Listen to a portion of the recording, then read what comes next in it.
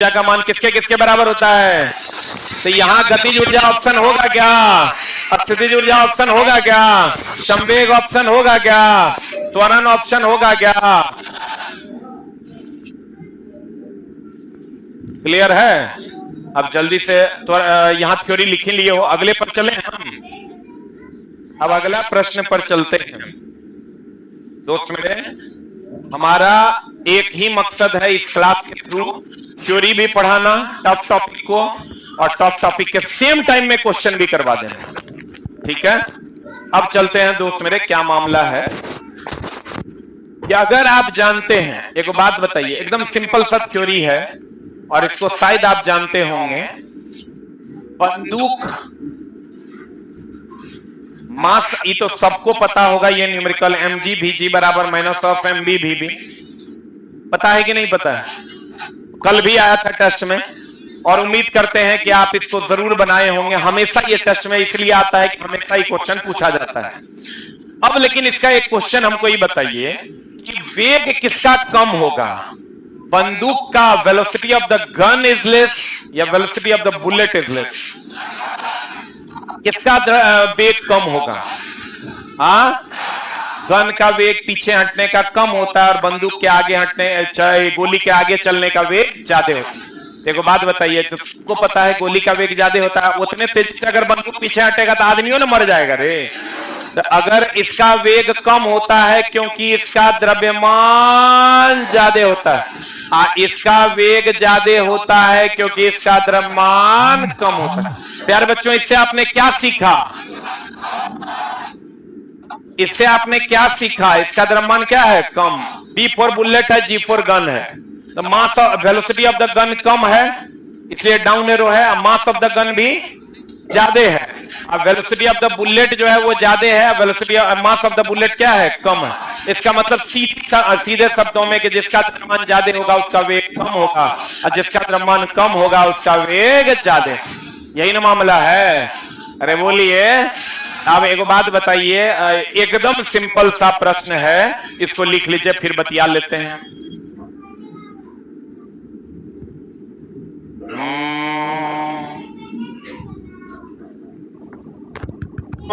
है mass of the gun भी ज्यादा है, वेलोसिटी ऑफ द बुलेट जो है वो ज्यादा है, velocity mass of the bullet क्या है? कम है। इसका मतलब सीधे शब्दों में कि जिसका द्रव्यमान ज्यादा होगा उसका वेग कम होगा, और जिसका द्रव्यमान कम होगा उस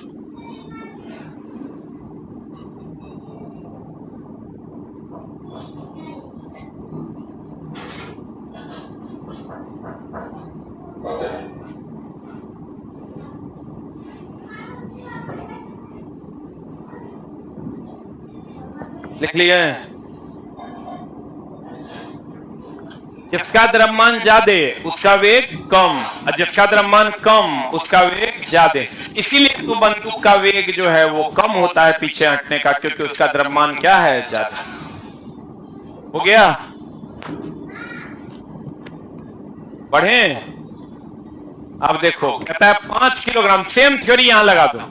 5 किलोग्राम द्रव्यमान, 10 किलोग्राम द्रव्यमान। थ्योरी छोटा छोटा लिखना, जगह का दिक्कत होगा, छोटा छोटा थ्योरी लिखना, मैथ में भी रीजनिंग में भी सब में। 5 किलोग्राम 10 किलोग्राम द्रव्यमान की दो इस्पात की गेंद की गतिज ऊर्जा समान है। यदि संभावना हो तो कौन सी गेंद तेजी से गति करेगी? 5 किलोग्राम की 10 किलोग्राम? पक्का? क्यों? तेजी से कह रहा है, धीरे से नहीं कह रहा है। क्या कह रहा है? एलपी का पूछा हुआ क्वेश्चन, तेजी से कौन गति करेगा? तो तेजी से जकर द्रव्यमान कम होगा वही ना तेजी से गति करेगा। तो गोली के द्रव्यमान कम है, वो तेजी से गति करता है, तो बताओ क्या हो जाएगा? What is the answer? सही है? पक्का? उम्मीद करते हैं थ्योरी क्लियर होगा। बोलो, अगले प्रश्न की ओर चलते हैं। और एक चीज हमेशा ध्यान रखना, अगर दो अलग अलग द्रव्यमान की वस्तु की गतिज ऊर्जा समान है, क्या समान है? क्या समान है? क्या समान है? गतिज ऊर्जा समान है, तो अगर उस पर समान बल लगाएंगे वो समान दूरी तय करेगा। लिखिएगा नोट करके, अगर दो अलग अलग द्रव्यमान की वस्तु, अगर दो अलग अलग द्रव्यमान की वस्तु, थ्योरी में थ्योरी लिखना है, सॉल्यूशन में जाकर सॉल्यूशन लिखना है। अगर दो अलग अलग द्रव्यमान की वस्तु की गतिज ऊर्जा समान हो,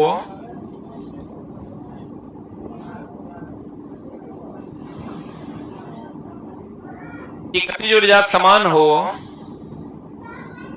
और उस पर समान बल लगाया जाए,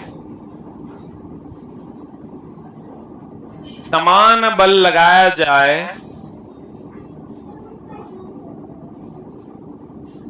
तो रुकने से पहले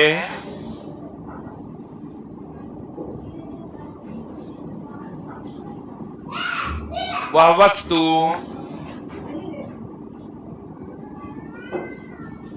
समान दूरी तय करेगा, समान दूरी, समान दूरी तय करेगा।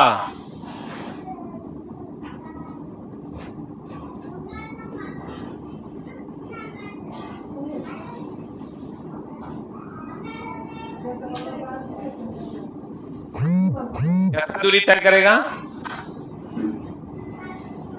समान दूरी तय करेगा। कैसी दूरी तय करेगा? अब देखो आंसर अब इसका बताओ। एक ट्रक तथा एक कार समान गतिज ऊर्जा से के साथ गतिशील है। उन्हें रोकने के लिए अगर बल प्रयुक्त किया जाए, यहां पर थोड़ा सा मिस्टेक है, उन्हें रोकने के लिए अगर समान बल प्रयुक्त किया जाए, कैसा बल प्रयुक्त किया जाए? समान बल प्रयुक्त किया जाए तो कार के ठहरने से पूर्व लंबी दूरी तय करेगा, ट्रक ठहरने से पहले लंबी दूरी तय करेगा, दोनों ठहरने के पूर्व एक समान दूरी तय करेगा। क्या होगा आंसर? अगर गतिज ऊर्जा समान है और अलग अलग द्रव्यमान की वस्तु पर समान बल लगाया जाए तो वह ठहरने से पूर्व समान दूरी तय करेगा। क्लियर है? अगला में चलते हैं। ऊर्जा की क्षति हमेशा ध्यान रखिएगा। अगर दो गतिशील पिंड है, कैसी पिंड है? दो गतिशील पिंड है। कैसी पिंड है दोस्त मेरे? दो गतिशील पिंड है। जैसे एक का द्रव्यमान होगा m1 और दूसरे का द्रव्यमान होगा v1। एक का द्रव्यमान m1 उसका वेग v1 और एक का द्रव्यमान है m2 और उसका वेग क्या है v2।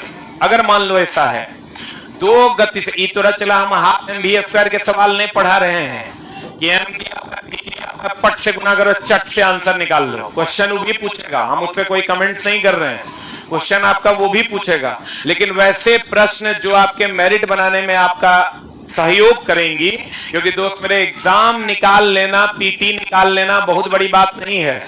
एक नंबर से छूट जाना भी बहुत बड़ी बात नहीं है।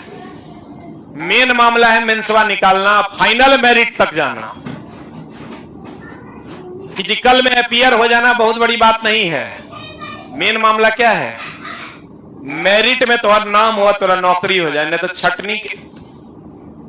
छटनी के 100 उपाय हैं। ठीक हो गया है सर?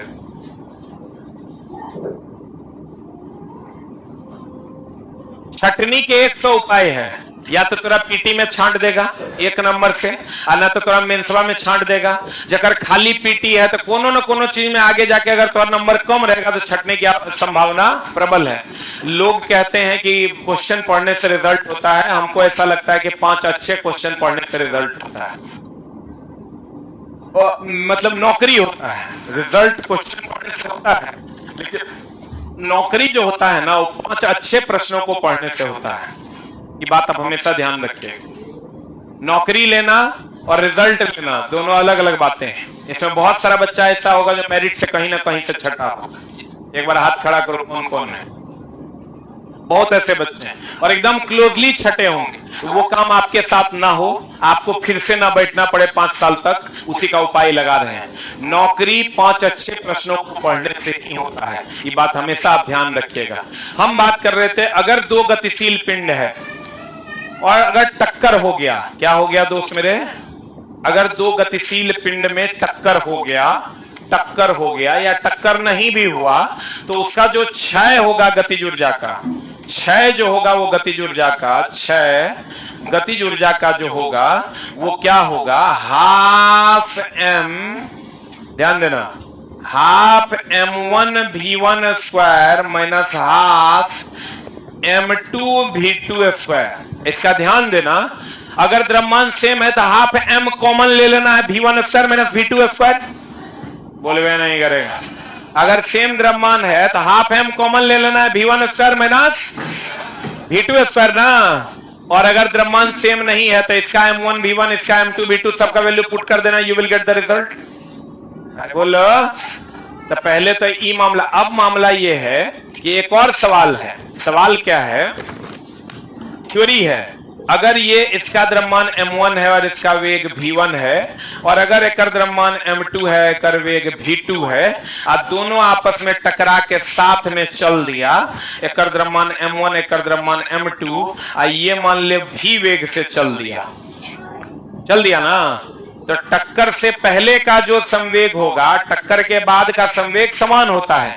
संवेग बराबर होता है द्रव्यमान गुना वेग। संवेग बराबर क्या होता है, तो इस टक्कर से पहले का द्रव्यमान गुना वेग, द्रव्यमान गुना वेग, द्रव्यमान गुना वेग, बोलवे नहीं करेगा। इस टक्कर से इधर पहले है कि बाद है, आई तो टक्कर से पहले का संवेग हो जाएगा m1 v1 plus m2 v2, बोलो हाँ। संवेग बराबर द्रव्यमान गुना वेग, m1 v1 plus m2 v2, अब बराबर ही हो जाएगा m1 plus m2 into v, बोलो हाँ। तो अगर हमको टक्कर के बाद का वेग निकालना है कि टक्कर के बाद वेग कितना था, तो ये फॉर्मूला लगा देंगे, यहां से भी नहीं निकल जाएगा।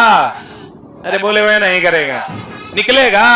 टक्कर के बाद का वेग हमको पता है, अगर मान लो ये टक्कर से पहले का वेग हमको पता है, इसका काइनेटिक एनर्जी निकाल लेंगे, इसका काइनेटिक एनर्जी निकालेंगे, ये पूरे का kinetic energy half m1 v1 square half m2 v2 square करके इसका काइनेटिक एनर्जी निकाल लेंगे, इसका काइनेटिक एनर्जी निकाल लेंगे। हमको टक्कर से पहले जो ऊर्जा था, मान लो ये दोनों मिला के 10 जूल ऊर्जा था काइनेटिक एनर्जी, और टक्कर के बाद 8 जूल हो गया, तो एकरा में से एकरा घटा देंगे तो हमको 6 ऊर्जा नहीं मिल जाएगा। मिलेगा कि नहीं मिलेगा, मिलेगा कि नहीं मिलेगा। और दोनों का साथ में वेग निकालने के लिए हम ये फॉर्मूला का यूज करेंगे कि नहीं करेंगे, करेंगे। तो जल्दी से एक लिख लो, रुक जा ऊपर से,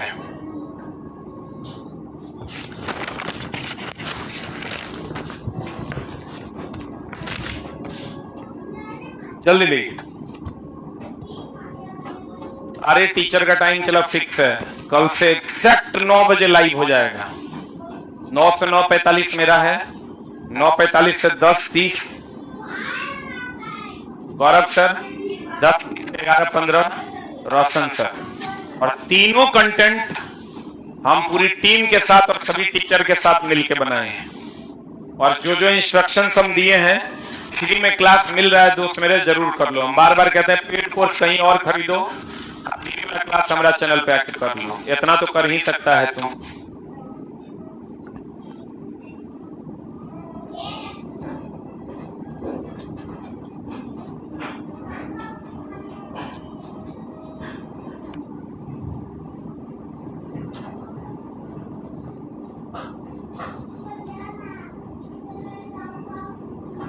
ऊपर कर दें,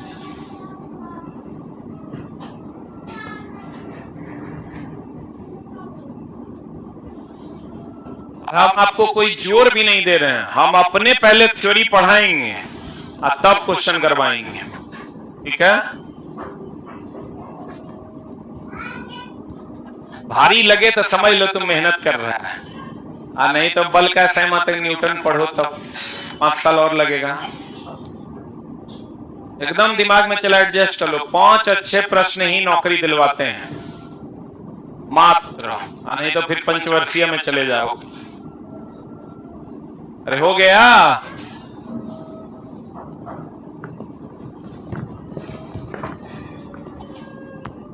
बढ़े बढ़े हो। लिटिया ले ले आने वो कहीं कहीं जगह कम पड़ जाएगा लगता है। अरे बढ़े, अब आ जाओ क्वेश्चन पे। 0.5 किलोग्राम द्रव्यमान का एक घन है चिकनी सतह पर, ले लो। कितना घन है? चिकनी सतह पर 2 मीटर पर सेकंड के वेग से। कितना मीटर पर सेकंड के वेग से गति से चल रहा है। यह 1 किलोग्राम के एक स्थिर अन्य वस्तु से टकरा रहा है। बहुत बढ़िया बात। 1 किलोग्राम आयकर वेग कितना है?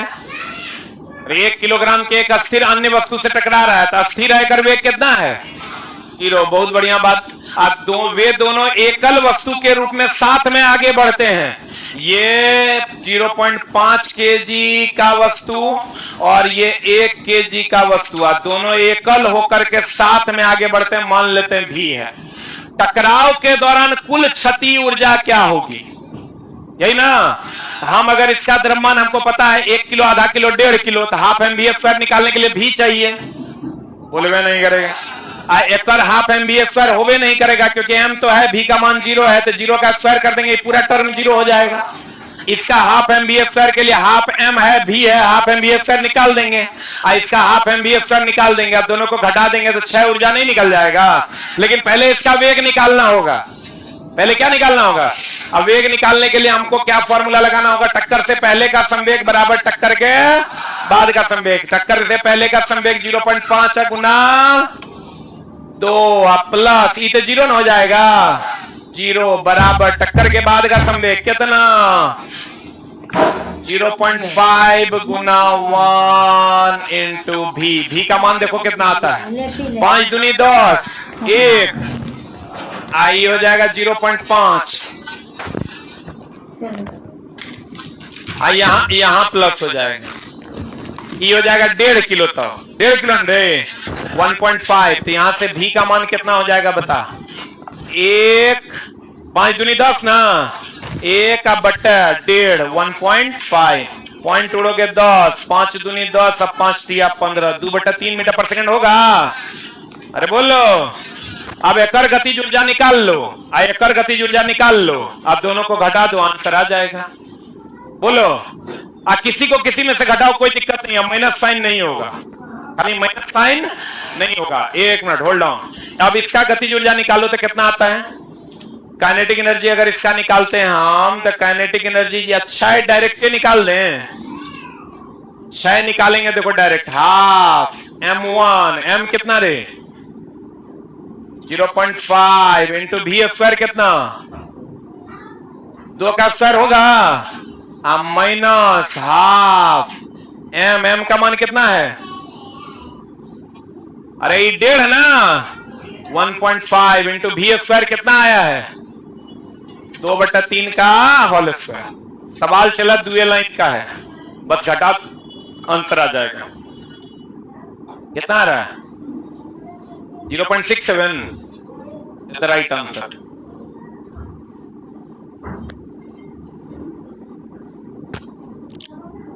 जल्दी लिख।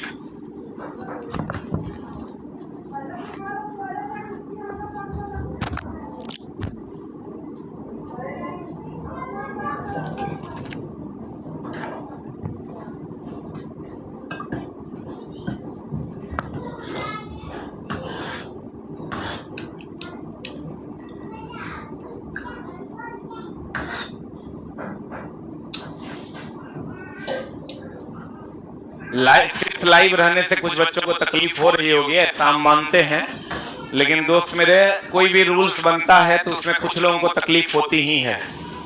उसका क्या कर सकते हैं?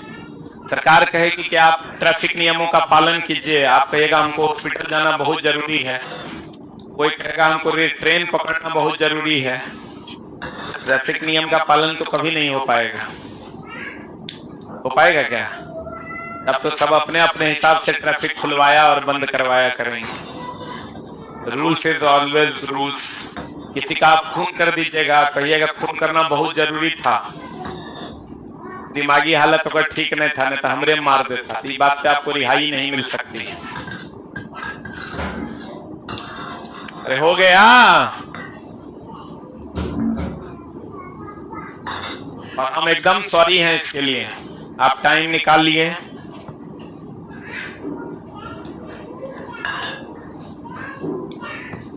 एग्जैक्ट 9:02 में लाइव हो जाएगा। अरे हो गया, ये समझ में आया कि एक बार और समझाएं, एक बार और समझा दें? पहले लिख लीजिए फिर समझा देते हैं। लिख लिए ना? इस पर ऐसा नहीं है कि यही है वो सवाल है, ऐसे ऐसे बहुत सारे सवाल हैं। देखो हम आपको कह रहे हैं कि दो गतिशील पिंड है, अगर एक m1 है और एक v1 है और एक m2 है और एक v2 है, दोनों टक्कर के बाद अगर साथ ही साथ चलने लगती है, तो अगर क्षय गतिज ऊर्जा कहिएगा तो पहले अंतिम गतिज ऊर्जा माइनस प्रारंभिक गतिज ऊर्जा आप घटा दीजिए, आपका काम हो जाएगा। अगर दोनों साथ साथ चल रहा है तो टक्कर से पहले का संवेग टक्कर के बाद का संवेग यानी m1 v1 plus m2 v2 बराबर m1 plus m2 into v से आप जब दोनों साथ साथ चलने लगेगा तो v का मान निकाल पाइए? बोलो हाँ।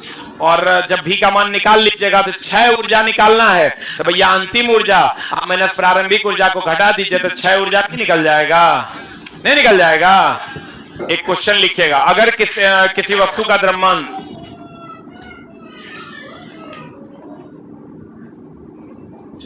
हीट एंड टेम्परेचर का ऑब्जेक्टिव दिया हुआ है, अगर किसी वस्तु का द्रव्यमान 10 kg है,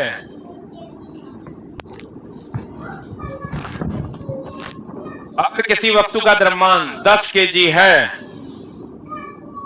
और उस पर एक बल आरोपित होता है, उस पर एक बल आरोपित होता है,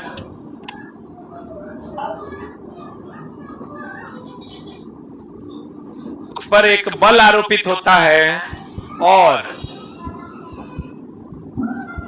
उस वस्तु का वेग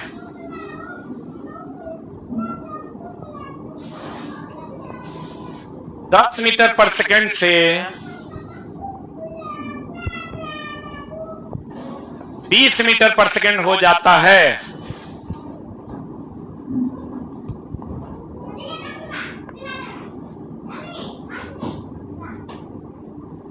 दस मीटर पर सेकंड से 20 मीटर पर सेकंड हो जाता है, तो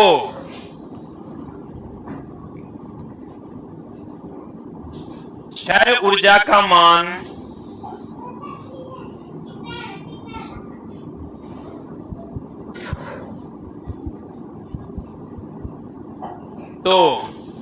क्षय ऊर्जा का मान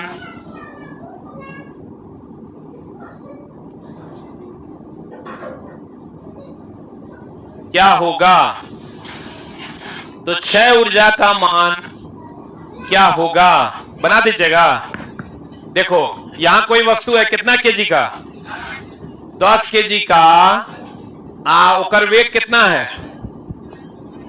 अरे कितना है? दूसरा वस्तु कितना का है? 20 केजी का। अरे दूसरे वस्तु का द्रव्यमान बताओ। अच्छा वो सेम वस्तु है, उस पर बल लगा रहे हैं ना, और उसका वेग कितना हो जाता है? 20 मीटर पर सेकंड। क्या लगा रहे हैं? बल लगा रहे हैं ना, नहीं करेगा। तो गतिज ऊर्जा में क्षय निकालने के लिए कह रहा है, बताइए कैसे निकालिएगा? एकर गतिज ऊर्जा निकाल दीजिए, एकर गतिज ऊर्जा निकाल दीजिए, दोनों को घटा दीजिए बड़का में छोटका को। बोले वह नहीं करेगा। क्षय ऊर्जा का मान बराबर हाफ m का मान ले लो, कितना? 10। इतना हाफ m कॉमन है ना रे।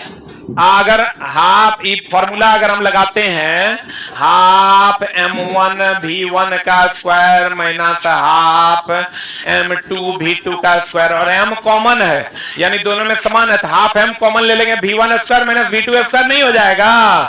अब आप अपने मन से पुट कीजिए, जे v1 का मान बड़ा लीजिएगा, v2 का मान छोटा लीजिएगा।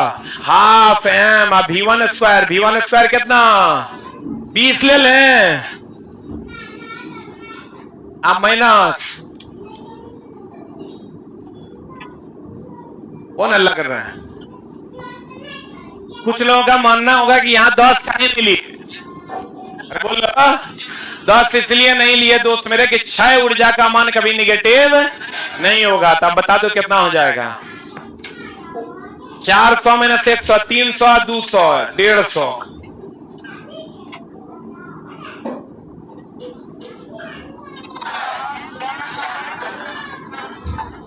एक आदमी बोलो। अच्छा यहां मार्क्स छूट गया 10, यहां मार्क्स छूट गया, लगाओ दे छोटा सा, कितना हो जाएगा बता? 2 पंचा 10, 15 पचा 75, कितना आ रहा है? 1500 joule is the right answer. अब सही है, क्या देगा?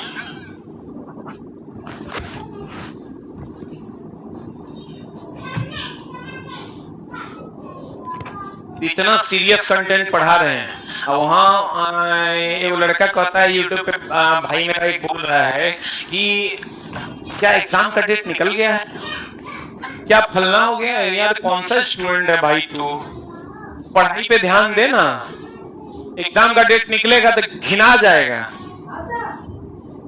ऐसा थोड़े है कि एक आदमी को पता चलेगा सबको पता नहीं चलेगा, डेट निकल जाएगा, निकल जाएगा, जाके एग्जाम दे देना है, अभी पढ़ाई पे ध्यान दे। हो गया? हुआ कि नहीं हुआ? Half M v1 square minus half M v2 square, बोले मैं नहीं करेगा। Half M v1 square minus half M v2 square लगाएंगे, खट से रिजल्ट मिल जाएगा। बोलो हाँ, बोलो ना। तो क्षय ऊर्जा कैसे निकालना है समझ में आया? हम तुमको जो टफ सिचुएशन है वो भी बता दिए हैं कि अगर दोनों साथ में चल देगा तब जो वेग निकालना होगा, तो यहां से ये फॉर्मूला से वेग निकाल लेंगे, और तब अंतिम में से प्रारंभिक को घटा देंगे तो क्षय ऊर्जा नहीं मिल जाएगा? नहीं मिलेगा? मिलेगा कि नहीं मिलेगा? तो क्षय ऊर्जा या तो ऐसे मिल जाएगा, या नहीं तो ऐसा क्वेश्चन जो तुमको दिया हुआ है कि तो एक द्रव्यमान है जिस पर F बल लग रहा है, उसका वेग 10 मीटर प्रति सेकंड से 20 मीटर प्रति सेकंड हो गया, तो अंतिम गतिज ऊर्जा में से प्रारंभिक गतिज ऊर्जा को घटा देना है, या ज्यादा गतिज ऊर्जा में से कम गतिज ऊर्जा को घटा देना है। You will get your answer. Is that clear और नॉट? क्लियर है? बोलो ना रे। नहीं समझ में आया? आया? पक्का? अरे बोलो। क्षय गति ऊर्जा निकाल लोगे, अगर कोई वस्तु नीचे से ऊपर जाएगा, ऊपर से नीचे जाएगा, कुल ऊर्जा और त्वरण का मान निकल देगा। ये ऑलरेडी हम पहले से तुमको बताए हुए थे, ऑलरेडी तुम पहले से जानता भी था, लेकिन अब नया चीज तुम ये जानो कि अगर त्वरण नहीं देके 9.8 मीटर पर सेकंड स्क्वायर दे दे तो वो भी सही होगा। और एक और नया चीज जान लो, 9.8 की जगह 10 भी दे देगा तो वो भी सही होगा, क्योंकि 9.8 का अप्रॉक्स मान कितना होता है? तो 9.8 का अप्रॉक्स मान कितना होता है? 10। क्लियर है? अरे बोलो। 9.8 का अप्रॉक्स मान कितना होता है?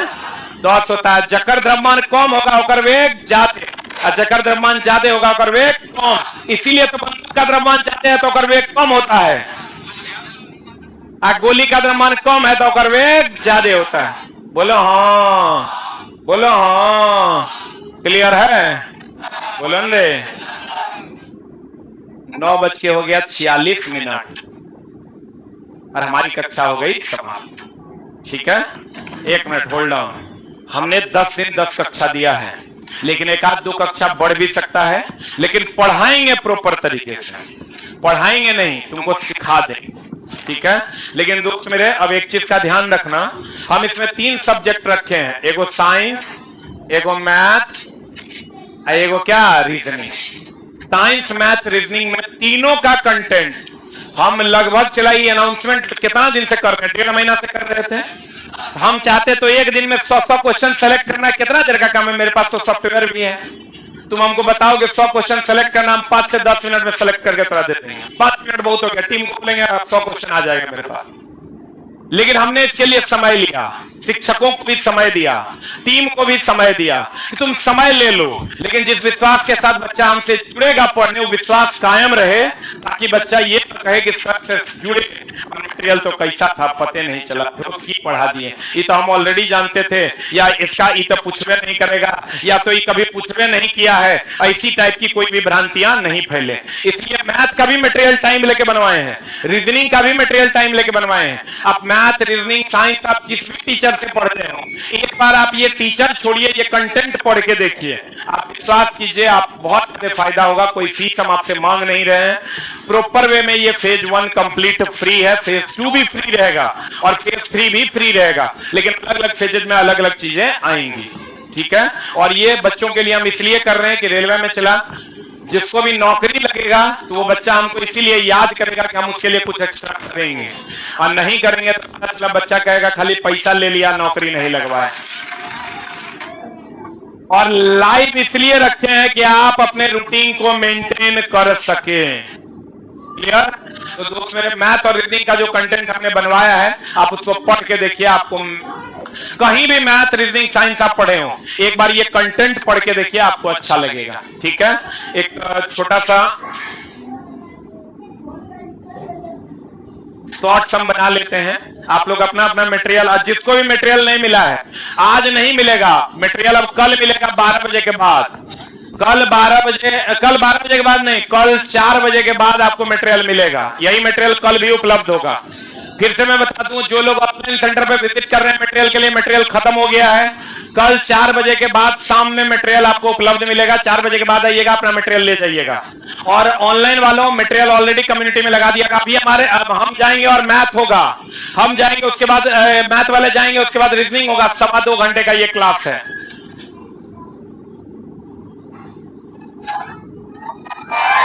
प्यारे बच्चों, सबको मेरा प्रणाम है, नमस्कार है। ये 10 दिन 10 कक्षा है और इसमें एक शानदार सा चमचमाता हुआ पीडीएफ हमने पेश किया है आपकी खिदमत में। रेलवे 2024 के लिए ये मटेरियल है और ये फेज 1 है। 10 कक्षा की फेज 2 फेज 3 आएगा और ये डेली चलता है 9 बजे एग्जैक्ट सुबह में, 9 से 11। 10 तारीख से शुरू हुआ है, 10/9/2024 से। 3 मंगलवार से शुरू हुआ है और सिर्फ लाइव चलता है। सिर्फ लाइव में हम आपका स्वागत करते हैं। कितने बजे? 10/9/2024 दिन मंगलवार से स्टार्ट है। 10 दिन के लिए सुबह 9 बजे रेलवे के इस मेला में आपका स्वागत करते हैं, लेकिन सिर्फ live. Thank you very much. Recorded उपलब्ध नहीं होगा। Thank you very much. अब आपके मैथ वाले सर आ ही गए हैं और एकदम चला 2.25 घंटा की रेगुलर क्लास है।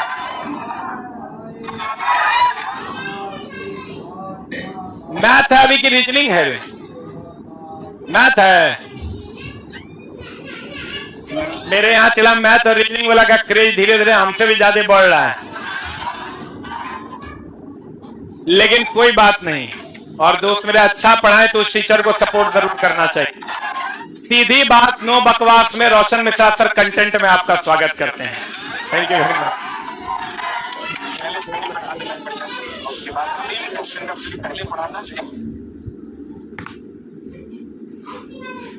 बढ़ जाइए सब लोग।